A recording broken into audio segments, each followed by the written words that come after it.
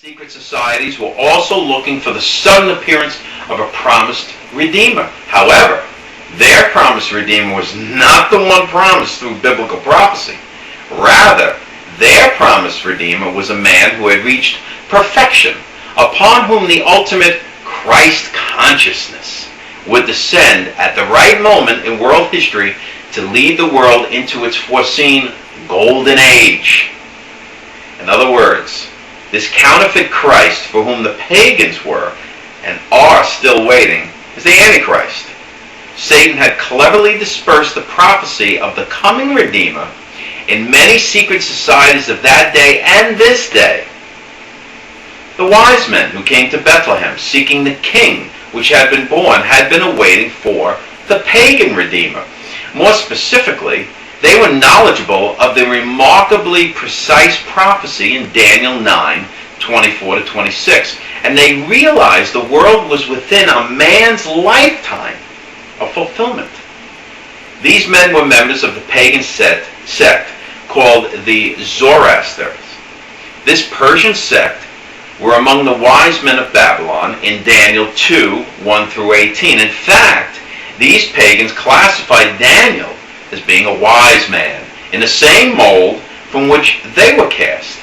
As such, they were very familiar with Daniel's writings, including the prophecy of the 70 weeks of years in Daniel 9:24-26.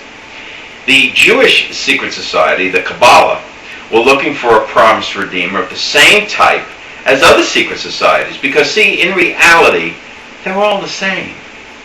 These Jews were waiting for a man to arise from within a secret society, a mighty, rich ruler, king in Israel, a warrior who would triumphantly lead Israel out of Gentile domination, ruling from the house of David forever.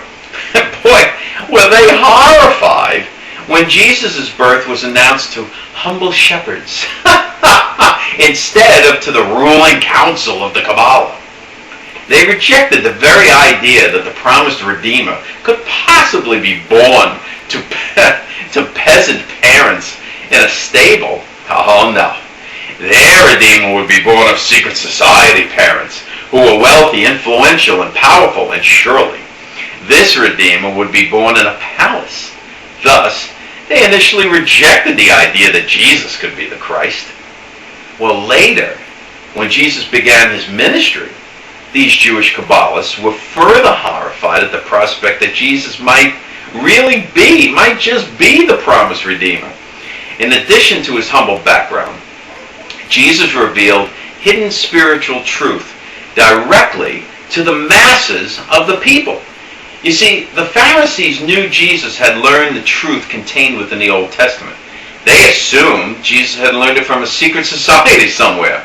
However, Jesus was not keeping these truths secret from the masses, but was eagerly and daily revealing it to them.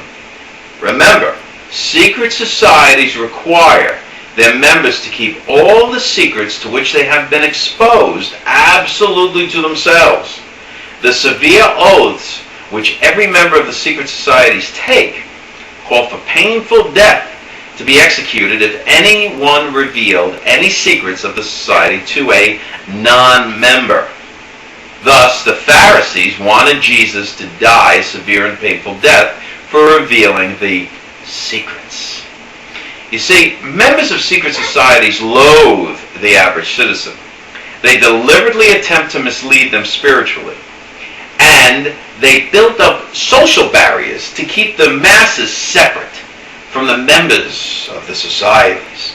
Thus, when Jesus began to associate with the common people, and especially with the most sinful of the common people, the Pharisees knew Jesus could not be their promised Redeemer.